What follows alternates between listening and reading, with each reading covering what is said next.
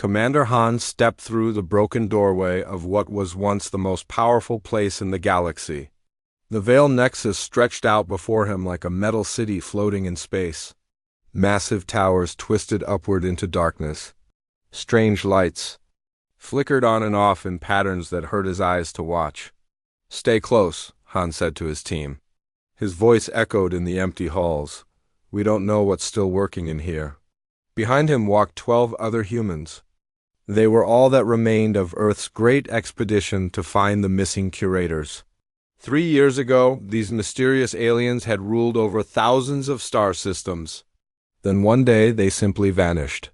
Every ship, every station, every colony they controlled went dark at the same moment. The galaxy had gone crazy after that. Different alien races started fighting each other for control. Some attacked human colonies. Others tried to steal Curator technology. Most failed. The alien machines would not work for anyone. Lieutenant Yu walked beside Han. She carried a scanner that beeped softly as they moved. "Commander," she said, "I'm getting energy readings from the center of the station. Something big is still powered." "Up," Han nodded. They had been walking through dead corridors for 2 hours. Everything looked broken or abandoned, but Yu's scanner never lied. If she said something was working, then something was working. Dr. Kong moved up from the back of the group. She was small and quiet, but she knew more about alien biology than anyone else in human space. "The air here is still clean," she said. "The life support systems are running. Someone or something is keeping this place alive?" They walked deeper into the station. The walls around them were made of a metal that seemed to shift and change when Han wasn't looking directly at it. Sometimes he thought he saw faces in the patterns. Other times, the metal looked like flowing water frozen in time. "This place gives me the creeps," said Private Lee. He was the youngest member of their team. His job was to carry their supplies and watch for danger. "Everything about the Curators gives people the creeps," said Sergeant Park. She had fought against alien raiders for 5 years. Nothing scared her anymore. That's probably why they ruled the galaxy for so long. They reached a huge open space in the center of the station. Han stopped and stared up at what he saw. Floating in the air above them were 3 massive crystal spheres. Each one was the size of a building. Blue light pulsed inside them like a slow heartbeat. "Those are quantum cores," you said. Her scanner was beeping faster now. "They're generating enough power to run a whole planet. But look at this." She showed Han her scanner screen. "They're locked. I can't access any of the controls." Han walked closer to the nearest sphere. The crystal was smooth and warm to the touch. He could feel energy moving inside it like electricity in his bones. "What kind of locks?" "Biosignature locks," you said. "The system only responds to Curator DNA patterns. Without a living Curator to unlock them, these cores are just expensive lights." Dr. Kong was already moving toward a wall covered in strange symbols. She had seen similar writing on other Curator sites. But these symbols were different. They seemed to glow brighter when she got close to them. "Han," she called out. "Come. Look at this." Han walked over to where Kong stood. The wall was covered in crystal panels, each one carved with flowing alien text. But as Han watched, some of the symbols began to change. They twisted and reformed into shapes that almost looked familiar. "The writing is reacting to us," Kong said. Her voice was excited. "It's never done that before. On other Curator sites, the text stays the same no matter what we do." She reached out and touched one of the crystal panels. The moment her finger made contact, the entire wall lit up like fire. Symbols raced across the surface faster than Han could follow. Then suddenly they all stopped. The new symbols were in English. "Welcome, inheritors," Kong read out loud. "You have come at last." The other team members gathered around. Everyone stared at the impossible words glowing on the alien wall. "How does it know our language?" asked Lee. "How does it know we're here?" Added Park. Dr. Kong pressed her hand flat against the crystal. More text appeared. "The time of watching is over. The time of choosing has begun. You who adapt where others break, you who grow where others shrink, you who fight where others flee, the inheritance awaits. Han felt a chill run down his back. It's talking about humans. How long have they been watching us? Kong kept her hand on the crystal. The text kept changing. Long enough to know your worth, long enough to see your potential, long enough to prepare the way forward. Commander, you said urgently, the quantum cores are responding. The biolocks are opening. Han looked up at the three massive spheres. The blue light inside them was getting brighter. New patterns of energy danced through the crystal like trapped lightning. The curators didn't disappear, Kong said. She was reading faster now. They evolved. They became something beyond physical form. But before they left, they built all of this as a test. A test for what? Han asked. To see which species could handle the responsibility of ruling the galaxy. They've been testing different races for thousands of years, but no one passed until now. The crystal wall showed new images. Han saw pictures of battles in space. He saw planets burning. He saw different alien races trying to use curator technology and failing. Why us? Han asked the wall. Why humans? The answer that appeared made Han's blood run cold. Because you refuse to give up. Because you change when you must but never lose what makes you human. Because when everything is lost, you find a way to survive. The galaxy needs shepherds, not conquerors. It needs builders, not destroyers. It needs humans. Around them, the station began to wake up. Lights came on in corridors that had been dark for years. The hum of machinery filled the air. Computer screens flickered to life on walls throughout. The chamber. Lieutenant Yu's scanner was going crazy. Commander, I'm reading power levels I've never seen before. This station isn't just a base, it's a control center. It's connected to every curator installation in the galaxy. Han looked at his small team of 12 humans standing in the heart of an alien empire. They had come looking for answers about why the curators had vanished. Instead, they had found something much bigger. They had found their destiny. Dr. Kong, Han said, keep working with that crystal. Learn everything you can. You start mapping the power systems. Everyone else spread out and explore, but stay in contact. As his team began their work, Han stared up at the quantum cores floating above them. Somewhere out there, alien fleets were fighting over scraps of curator technology. Somewhere out there, human colonies were under attack by species that thought humanity was weak. They were about to learn how wrong they were. The age of human rule was about to begin. Jin sat in the strange alien chair and tried not to think about dying. The metal seat had grown around his body like living liquid, wires as thin as hair pressed against his skin. Above him, Dr. Kong and her team worked on machines they barely understood. Are you sure about this? Commander Han asked. He stood beside the chair with his arms crossed. His face showed worry. Jin nodded. Someone has to try. The computer says it needs a direct neural link to unlock the deep systems. If I don't do this, we'll never get past the basic controls. 3 days had passed since they found the crystal wall. Dr. Kong had learned much from the curator databases, but the really important information was locked away. The station's computer kept asking for something called a bridge consciousness, a living mind that could connect with curator technology. The process might kill you, Kong said. She was checking the alien medical equipment for the 10th time. Or it might change you so much that you're not human anymore. Jin smiled. I've been a neural engineer for 15 years. I've worked with brain-computer interfaces my whole career. If anyone can survive this, it's me. Before the war, Jin had helped paralyzed people control computers with their thoughts. He had fixed damaged brains using electronic implants. He understood how minds and machines could work together better than anyone else in human space. Beginning the connection process, Kong announced. The chair began to hum. Jin felt tiny needles sliding into his skull. There was no pain, but he could sense foreign objects entering his brain. The needles were thinner than neurons and moved like they were alive. Neural pathways mapping, said Lieutenant Yu from her control station. I'm seeing connections forming between Jin's brain and the station's quantum matrix. Jin's vision suddenly exploded with light. Information poured into his mind like a waterfall. He saw star maps showing thousands of solar systems. He watched the history of entire civilizations play out in seconds. He felt the thoughts and memories of the curators themselves flowing through his consciousness. For a moment, he thought he would go insane.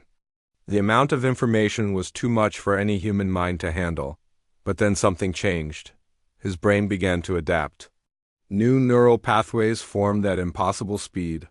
His consciousness expanded beyond the limits of his physical skull. "Jin!" Han called out, "Talk to me." Jin opened his eyes, but he was seeing with more than just his eyes now. He could perceive the entire station around him. He could feel every computer, every energy conduit, every piece of curator technology humming with potential. "I'm here," Jin said. His voice sounded different now. It carried harmonics that human vocal cords couldn't produce. "But I'm also everywhere else." He stood up from the chair. The wires and needles withdrew smoothly back into the metal. Jin looked at his hands and saw data flowing beneath his skin like glowing veins. "The curators didn't just build machines," Jin said. "They became part of their technology. When they evolved beyond physical form, they left copies of their consciousness in every system they created." "Copies?" Kang asked. "Shadows of their minds. Fragments of their knowledge and personality imprinted in quantum crystal matrices." "And now ... Jin paused. "Now those fragments are part of me too." Han stepped closer. "Are you still human?" Jin thought about the question. He could feel human emotions and human memories. But he could also sense vast alien perspectives that no human had ever experienced. "I'm something new. Human plus curator equals... I don't know what to call it yet." "Can you access their systems?" "You asked." Jin closed his eyes and reached out with his expanded consciousness. Instantly, he connected with computers all across the galaxy. Dormant curator installations responded to his presence. Sleeping defense networks woke up and waited for his commands. "Oh," Jin whispered. "Oh no." "What?" Han asked urgently. "The galaxy is in worse shape than we thought. While we've been exploring this station, 3 more human colonies have been destroyed. The Zephyrian fleets are moving toward Earth. They plan to attack in 8 days." The room went silent. Earth was humanity's homeworld. It held 4 billion people who couldn't escape if the aliens attacked. "How many ships do the Zephyrians have?" Han asked. Jin's hybrid consciousness reached across space and counted enemy vessels. 12,000 combat ships, plus support fleets and troop carriers. "It's the largest attack force ever assembled." "And how many ships do we have to defend?" "Earth? 43? Jin said quietly. "Mostly destroyers and frigates, nothing that can stand up to a Zephyrian dreadnought." And cursed. 43 ships against 12,000 was not a battle. It was a massacre waiting to happen. "But," Jin continued, "there are other options now." He gestured toward the chamber walls. New displays appeared showing massive shapes floating in the darkness around the Nexus station. "Curator warships," Jin explained. 237. Of them, each one is bigger than anything the Zephyrians have ever built. They've been sleeping here for 3 years, waiting for someone who could wake them up. The images showed ships that looked more like cities than vessels. Their hulls stretched for kilometers. Their weapons could crack planets. Their shields could stop anything the galaxy's current technology could throw at them. "Can you control them?" Han asked. Jin nodded. "The Ship A has recognized my authority. They're already running startup sequences. In 6 hours, we'll have a fleet that can destroy any force in the galaxy. Then we stop the attack on Earth," Han said. "We can do more than that?" Jin replied. His eyes now glowed with the same blue light as the quantum cores. "We can end the wars. We can bring peace to every system. We can rule." Dr. Kang looked worried. "Jin, you're talking about conquering the galaxy." "No," Jin said. "I'm talking about saving it. The curators spent millions of years keeping peace between species. Without them, everything is falling apart. Pirates attack trade ships. Slavers raid primitive worlds. Strong races crush weak ones." He walked to the crystal wall and placed his hand against it. New text appeared, but now it was in Jin's voice, speaking directly through the Curator systems. The inheritance comes with responsibility, Jin said. Humans don't just get the technology, we get the job. We become the new guardians of galactic civilization. Commander Han stared at the images of the sleeping fleet. 43 human ships against 12,000 alien vessels was hopeless. But 237 Curator dreadnoughts commanded by a human consciousness? That changed everything. Wake them up, Han ordered. Jin smiled. Around the Nexus station, massive shapes began to move in the darkness. Ancient engines that had slept for years roared back to life. Weapon systems came online.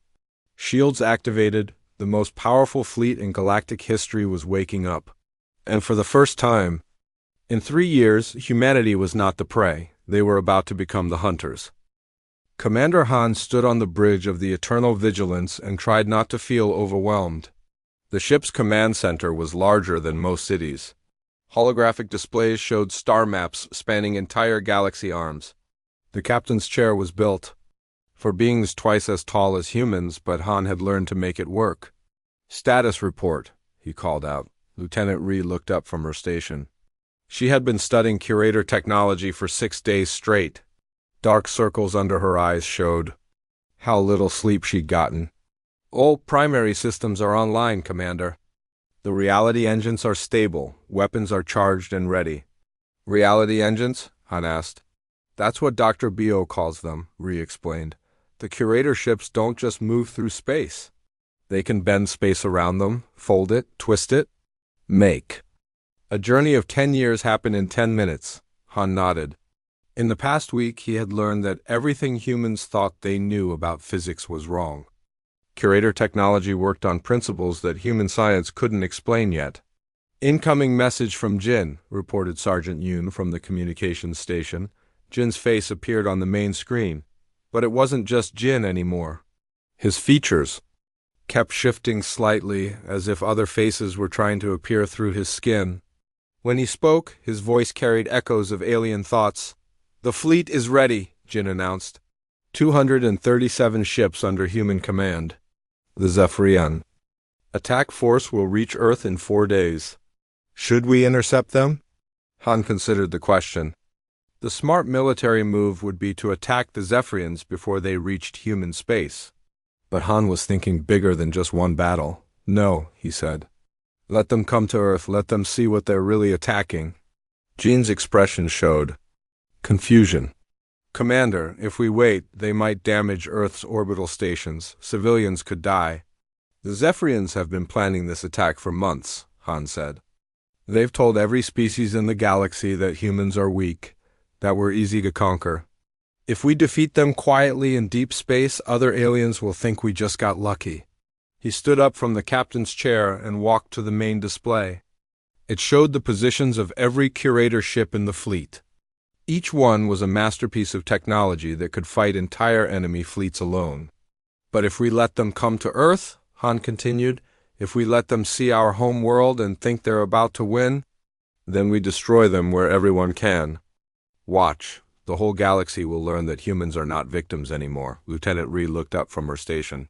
That's a big risk, Commander. What if something goes wrong? What if the Curator ships don't work the way we think they do? Han had worried about the same thing. The human crews had only been training on Curator technology for a week. They were operating machines they barely understood using instruction. Manuals written by aliens who thought in ways humans couldn't fully grasp. Dr. Bio, Han called out, report on crew readiness. Dr. Bio appeared on a side screen. She was in the ship's engineering section, surrounded by displays showing power flows and system diagnostics. The good news is that Curator technology is designed to be adaptable. It learns from whoever is using it and adjusts itself to match their thinking patterns. And the bad news? Han asked. The bad news is that we're still learning what this technology can do. Every day we discover new capabilities. Yesterday, Ensign Moon accidentally turned a wall into a window by thinking about wanting to see outside. The ship read his thoughts and changed its structure. Han rubbed his forehead. Leading human soldiers was hard enough. Leading human soldiers using alien technology that responded to thoughts and emotions was giving him headaches. Any word from Earth? He asked Yoon. Admiral Walsh sends his compliments, Yoon reported. Earth's defense fleet is taking positions around the inner planets. The civilian population has been moved to underground shelters, but the Admiral asks that you remember there are 4 billion people counting on us. I remember, Han said quietly. He walked to a window that showed the vast expanse of space around them. The Curator fleet was spread out across several light years, invisible to normal sensors but connected through quantum communication networks. Each ship was crewed by humans who had volunteered for the most dangerous mission in their species. History, Jin, Han said to the main screen. Show me the Zephyrian fleet composition. The display changed to show enemy ship positions, 12,000 vessels arranged in attack formations. Most were standard warships, but Han could see troop transports mixed in among them. The Zephyrians weren't just planning to destroy Earth. They were planning to invade it. Their fleet is commanded by War Leader Thex, Jin reported. His hybrid consciousness had accessed Curator intelligence files that detailed every major military leader in the galaxy. He's never lost a battle. His specialty is overwhelming smaller forces with massive numerical superiority. He's about to learn something new, Han said. Dr. Bo's voice came over the ship's communication system. Commander, I'm reading some interesting data from the quantum cores. It looks like the Curators kept detailed records on every species they encountered, including their military tactics, their psychological weaknesses, and their technological limitations. Meaning? Han asked. Meaning we know exactly how to defeat them. The Curators fought the Zephyrians many times over the past 1,000,000 years. They documented every battle, every strategy, every mistake the Zephyrians made. Han smiled for the first time in days. Send that information to every ship in the fleet. I want our captains to know their enemies better than the enemies know themselves.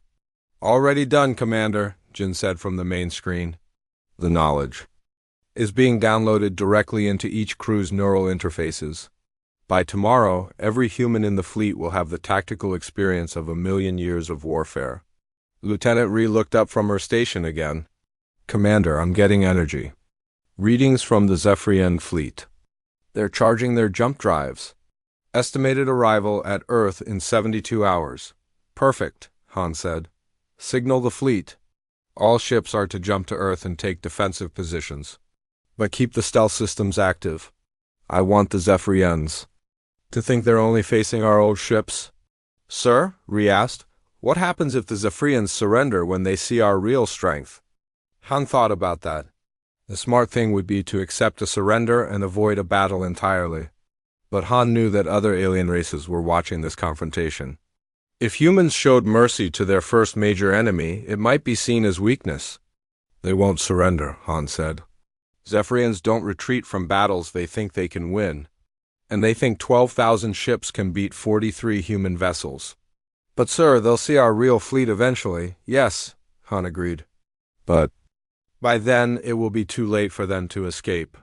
He turned back to the window showing the stars. Somewhere out there, billions of humans were waiting to see if their species would survive the next few days. Somewhere else, thousands of alien civilizations were watching to see if humanity deserved to inherit the Curator's legacy. Set course for Earth, Han commanded. Maximum speed. It's time to show the galaxy what humans can do when we stop playing. Defense. The eternal vigilance folded space around itself and disappeared from normal spacetime. Around it, 236 other Curator ships did the same thing. They moved through dimensions that had no names, following paths through reality that only Curator technology could navigate. When they emerged near Earth 3 hours later, they brought with them the firepower to remake the galaxy. The age of human dominance was about to begin. Commander Diaz stood alone on the bridge of the Silent Thunder as it dropped out of hyperspace above the Zephyrian homeworld. The planet below was a massive ball of red rock and metal cities. Orbital stations surrounded it like a crown of thorns. Military shipyards stretched across 3 moons.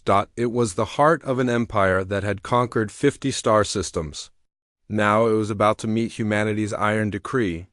Scanning the system, reported Lieutenant Kim from his station. I count 800 ships in defensive positions. Mostly heavy cruisers and battle platforms. They're powering up weapons and raising shields, Da nodded. She had expected strong defenses. The Zephyrians had ruled through military might for 2,000 years. Their home system was probably the most heavily fortified place in the galaxy. Open a communication channel to the planet's surface. Da ordered. The main screen showed the ugly face of War Leader Vex. His species looked like giant reptiles with too many teeth. Scars covered his skull from ritual battles. His eyes burned. With fury, human vessel, Vex growled. You will surrender immediately or be destroyed. You are outnumbered 800 to 1. Your death will be quick if you do not resist. Da smiled coldly. I am Commander Da of the human fleet. I bring a message from Earth to the Zephyrian people. Speak quickly, human. My patience runs thin. All hostile actions against human colonies and human ships will cease immediately. All Zephyrian military forces will withdraw to your home systems. All stolen human technology and captured human prisoners will be returned within 30 days. Vex's laughter was like the roar of an angry beast. You make demands? One small ship against my entire fleet? Are all humans insane? In return for your compliance, Da continued, humanity will guarantee the security of Zephyrian space and the continuation of your civilization. You will be welcome as junior partners in the new galactic order. The new galactic order? Vex leaned forward in his command chair. You speak of orders when you are about to die. Human, I have destroyed entire star systems. I have burned worlds to ash. What could one ship possibly do to threaten me? DA's expression never changed. You have 30 seconds to signal your surrender to all vessels in this system. After that, I will demonstrate why humanity is the new dominant species in the galaxy. Impossible, Vex roared. Attack formation. Destroy that arrogant human ship. The communication channel closed. Around the silent thunder, 800 Zephyrian warships began moving into attack positions. Their weapons charged up with energy that could melt asteroids. Their targeting systems locked onto DA's single vessel. Shields are being painted by enemy sensors, Kim reported. All 800 ships are preparing to fire. Estimated time to weapons range is 40 seconds. Dr. Choi, Da called to her science officer, are the Cascade weapons ready? Standing by, Commander, came the reply from engineering. All quantum torpedo tubes are loaded. Reality displacement field is stable. Da had spent the past week learning about Curator weapon systems. The technology was so advanced that human language didn't have words for what it could do. The closest Dr. Choi could come was calling them Cascade weapons, devices that could turn matter into expanding fields of pure destruction. Target the lead battle group, Da ordered. 6 ships maximum. I want to make a point, not commit genocide. Understood, Commander. Targeting complete. On the main screen, Da could see the Zephyrian fleet closing in. Their ships were massive and bristling with weapons. Each one was easily 3 times the size of the Silent Thunder. In any normal battle, they would have been unstoppable, but this was not a normal battle. Firing Cascade torpedoes, Dr. Choi announced. 6 small projectiles launched from the Silent Thunder. They were barely visible to the naked eye, just tiny. Dots of silver light streaking across space. The Zephyrian ships tried to shoot them down with defensive lasers, but the torpedoes seemed to bend around the incoming fire. The first torpedo reached its target, a Zephyrian battlecruiser named Death's Edge. For a moment, nothing seemed to happen. Then the ship began to glow with an inner light. The glow spread outward from the impact point like ripples on water. In seconds, the entire vessel was transformed into an expanding sphere of golden energy. The energy reached out and touched 2 nearby ships.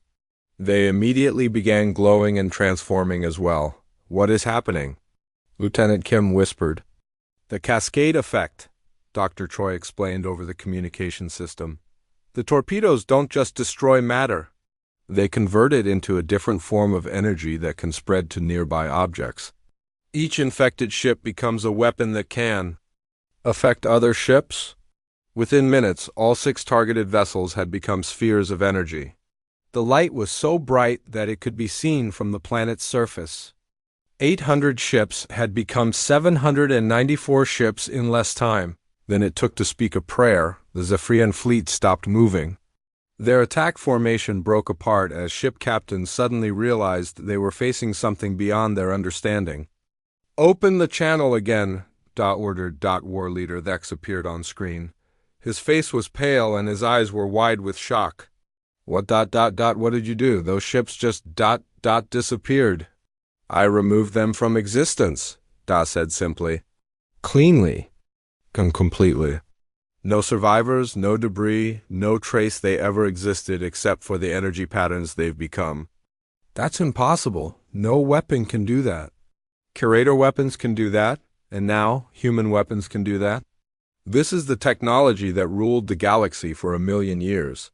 This is the inheritance that has passed to humanity. Thex was silent for long moments. Around his homeworld, nearly 800 warships hung motionless in space. Their crews were probably staring at the expanding spheres of energy that had once been their comrades. You have a choice, Da continued. You can surrender now and live as part of the new order. Or you can continue to resist and learn what 794 Cascade torpedoes can do to your planet. You wouldn't, Thex whispered. You wouldn't destroy an entire world. I would prefer not to, Da admitted. But I will do whatever is necessary to protect human colonies and human lives.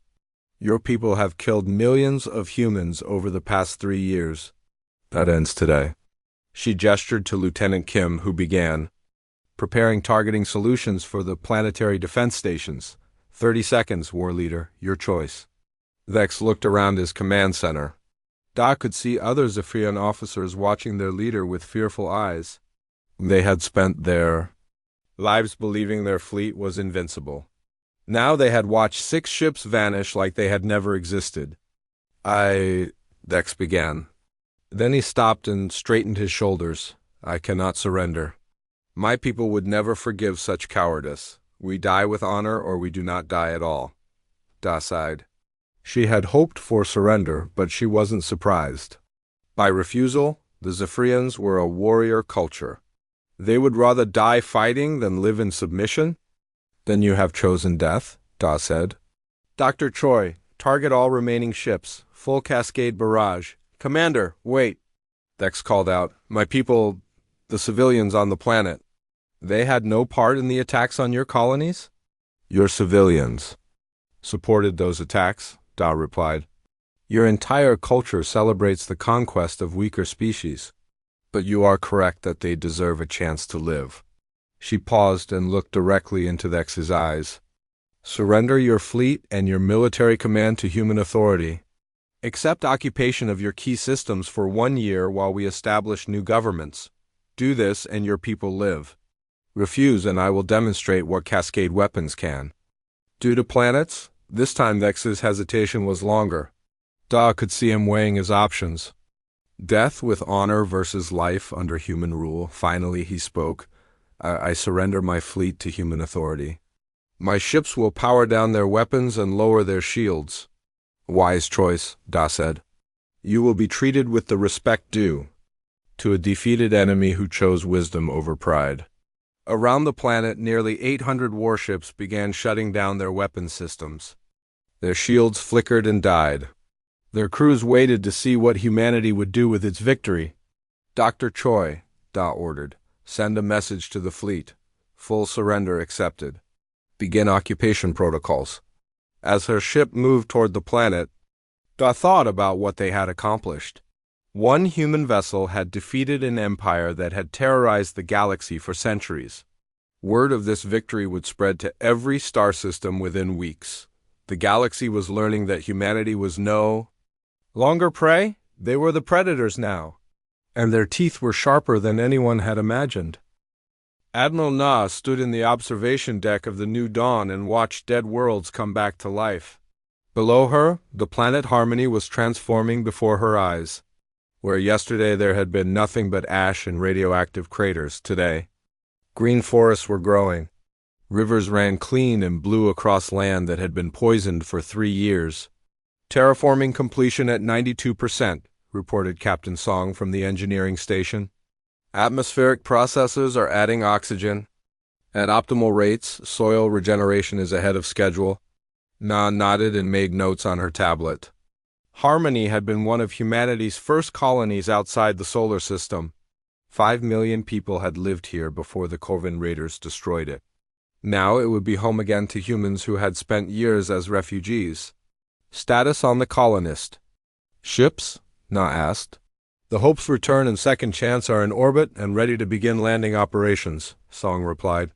70,000 refugees from the Titan stations. They've been waiting 4 years to go home. Na smiled. In the 6 months since humanity had taken control of Curator technology, they had reclaimed 18 destroyed colonies. Worlds that had been burned to ash were blooming again. Cities that had been reduced to rubble were rising from the ground, but the price of this technology was becoming clear.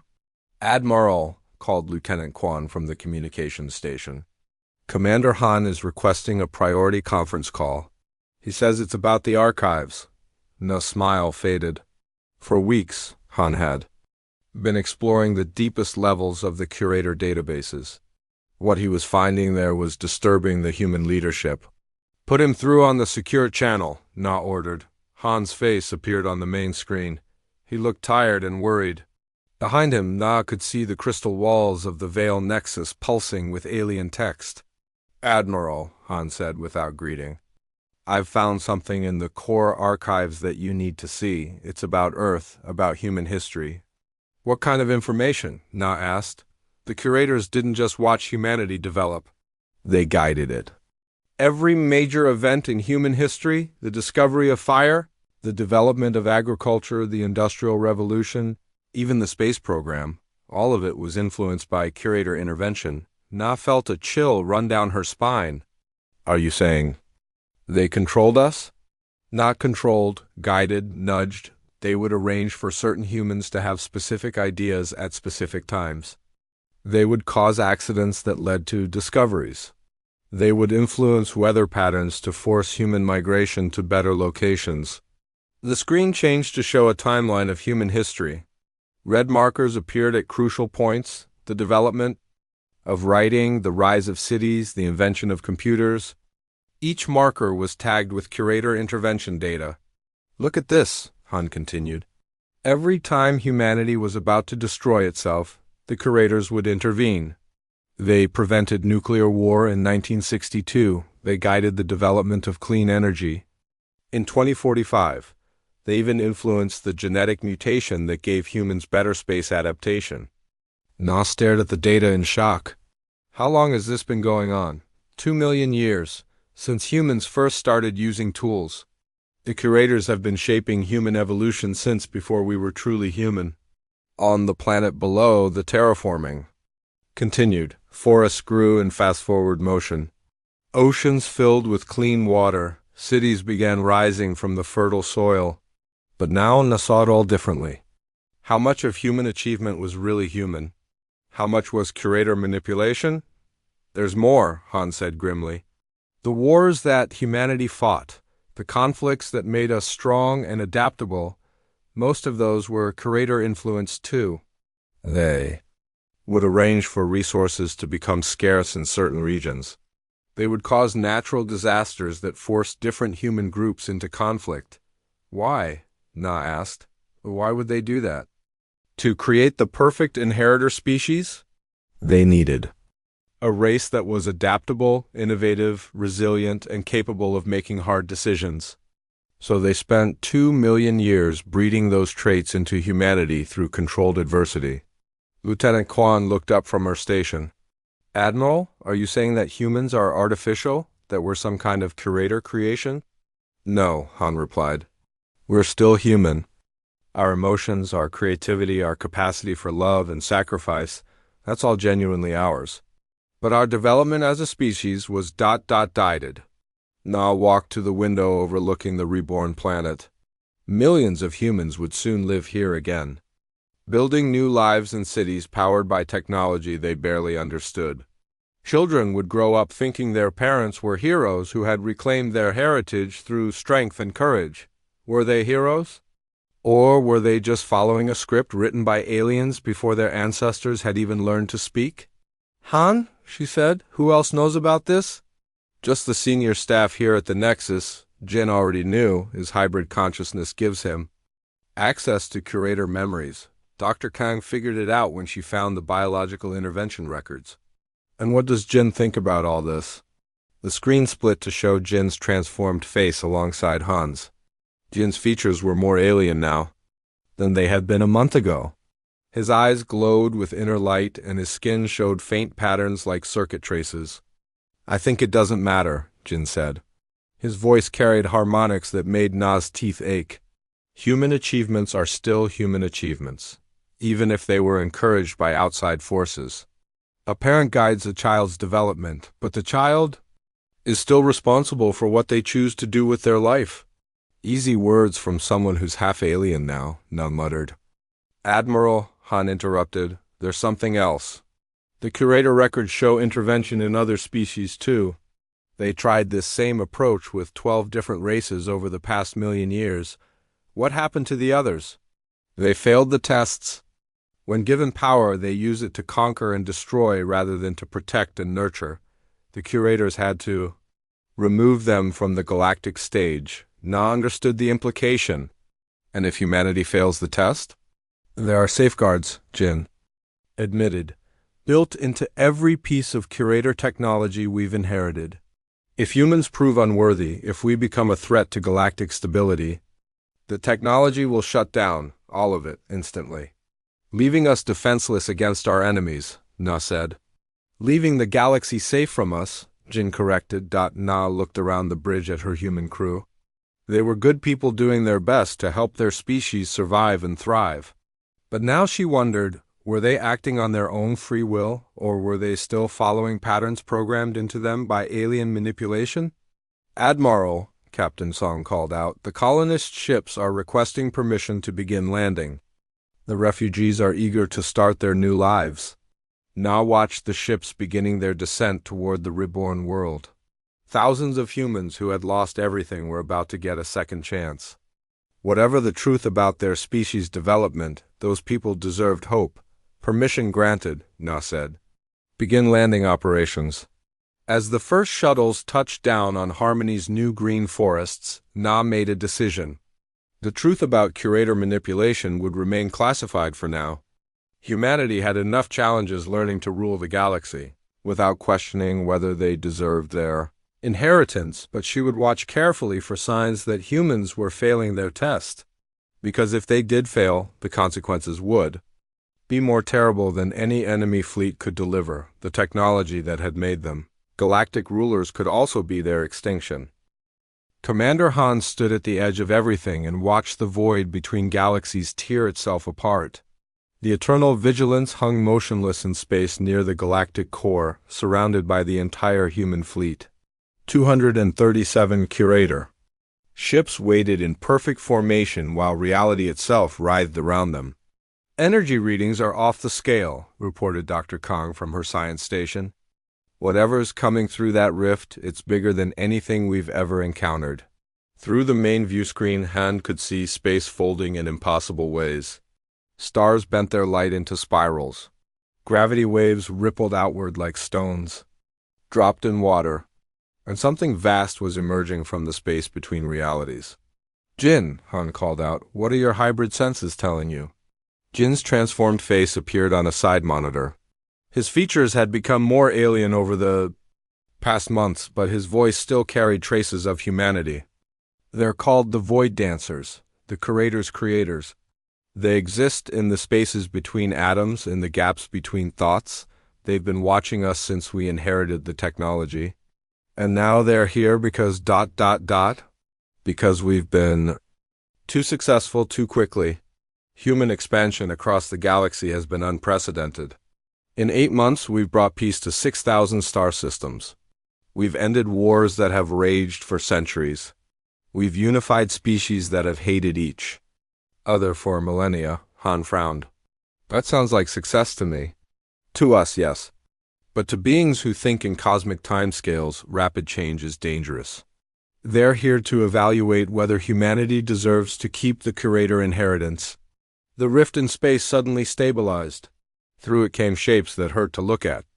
Directly beings of pure energy that existed in multiple dimensions at once. They moved like living mathematics, their forms constantly shifting between states of matter and energy. Incoming transmission, announced Lieutenant Yu.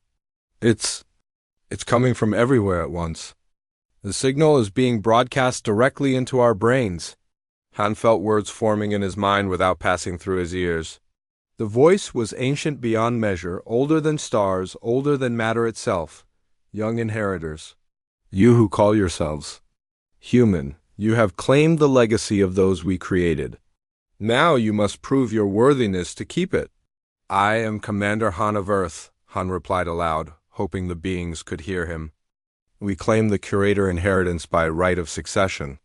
We have brought peace and order to the galaxy. Peace through domination, order through fear. We have observed your methods, small ones. You rule as the Curators ruled through superior technology and overwhelming force.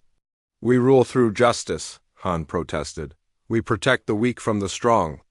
We prevent wars between species. We terraformed dead worlds and brought life back to barren systems. You terraformed worlds to benefit human colonists. You ended wars by conquering both sides. You brought life to dead systems to expand human influence. All of your actions serve human interests first. The accusation stung because it contained truth. Human needs had been the priority in every decision the fleet had made. But Han didn't see that as a failure. Of course we serve human interests.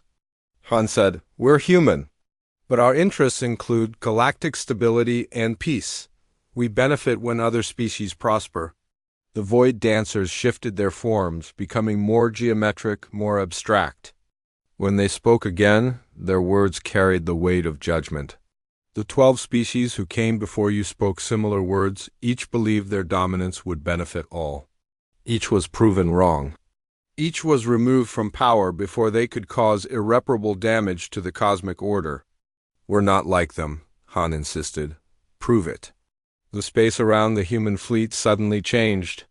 Han found himself standing not on his ship's bridge, but in a vast crystal chamber filled with swirling images. Jin materialized beside him, his hybrid form more alien than ever. Around them, the Void Dancers took shapes that were almost comprehensible, tall figures of living light. What do you want from us? Jin asked. His voice carried harmonics that resonated with the dancers' energy. Patterns. We want you to choose, the dancers replied. The choice all inheritor species must make when they gain dominion over the galaxy, the crystal chamber filled with visions. Han saw images of the future, different possible paths humanity could take. In some, humans became tyrants who crushed all opposition beneath their technological might. In others, they became guardians who protected weaker species but gradually lost their own humanity in the process. What are the choices? Han asked. First, maintain your current path, rule through strength. Keep the peace through fear. This path leads to stagnation and eventual revolt. All species who choose this option are eventually destroyed by their own subjects. The visions showed human colonies burning, Curator ships being overwhelmed by massive alien fleets, Earth itself cracking under orbital bombardment. Second, withdraw from galactic affairs. Keep the Curator technology but use it only to defend human worlds. Leave other species to determine their own fates. New visions appeared. Humanity thrived in isolated prosperity while the galaxy fell into chaos around them. Wars raged between alien civilizations. Entire species went extinct. Primitive worlds were strip-mined by more advanced races. Third, evolve beyond physical existence as the Curators did. Become beings of pure thought and energy. Guide the galaxy invisibly while abandoning all material concerns. Han saw humans transforming into energy patterns like the Void Dancers themselves. Their consciousness expanded to cosmic scales, but they lost all connection to their origins. They became alien and incomprehensible, no longer recognizably human. Those are all terrible choices, Han said. There has to be another option? There is, Jin said suddenly. His hybrid consciousness was communing directly with the Dancers, downloading information at quantum speeds. There's a fourth path, one that no previous species has ever chosen. What is it? Han demanded. Jin's form began to change again. The alien patterns in his skin grew brighter. His eyes became pools of starlight. But somehow his voice became more human, not less. Partnership, Jin said. Not ruling, not withdrawing. Not evolving beyond recognition. Partnership with the Void Dancers themselves. Explain, the Dancers commanded. You've been alone for billions of years, Jin continued. You created the Curators, but they eventually evolved beyond your ability to communicate with them. You've tested 12 species since then, but none were capable of bridging the gap between matter and energy, between finite minds and cosmic consciousness. Han began to understand. But humans can bridge that gap because we adapt. Because we change without losing our core identity. Exactly, Jin said. I'm proof of that. I've merged with Curator technology and Curator consciousness, but I'm still human, still connected to human emotions and human values. I can communicate with both species and with energy beings. You propose what, exactly? The Dancers asked. Shared guardianship, Han said, the idea crystallizing in his mind. Humans continue to manage the physical aspects of galactic civilization, government, trade, defense, exploration. But we do it in consultation with you. We get your perspective on cosmic scale consequences. You get our perspective on how policies affect individual lives. And if disagreements arise? Then we negotiate, Jin said. Like any partnership. Humans are good at finding compromise solutions. And you have the wisdom of eons to guide us away from mistakes. The Void Dancers were silent for long moments. The crystal chamber filled with swirling calculations as they considered the proposal. Han could feel them examining every aspect of human nature, every decision the species had made since gaining Curator technology. Finally, they spoke. This path has never been attempted. It requires trust between species who think in fundamentally different ways. It requires humans to accept guidance while retaining autonomy. It requires us to share power we have held alone for cosmic ages. But it could work, Han said. It's the only option that lets humanity remain human while still serving the greater good of galactic civilization. Very well. We will attempt this partnership, but there will be conditions. Name them, Han said. First, human expansion will be regulated to ensure sustainable growth. No more rapid conquest, no matter how benevolent the intentions. Agreed. Second, all major decisions affecting galactic civilization will be made jointly between human leaders and Void Dancer representatives. Agreed. Third, Jin and others like him will serve as permanent bridges between our species. They will be both human and something more, ensuring communication never fails. Jin nodded. I accept that responsibility. Then let it begin. The crystal chamber dissolved. Han found himself back on the bridge of the Eternal Vigilance. But now the ship was different. Streams of energy flowed through its walls like living neural networks. The Void Dancers had integrated their consciousness into the ship's systems. Status report, Han called out, trying to adjust to the new reality. All systems are enhanced, reported Lieutenant Yu.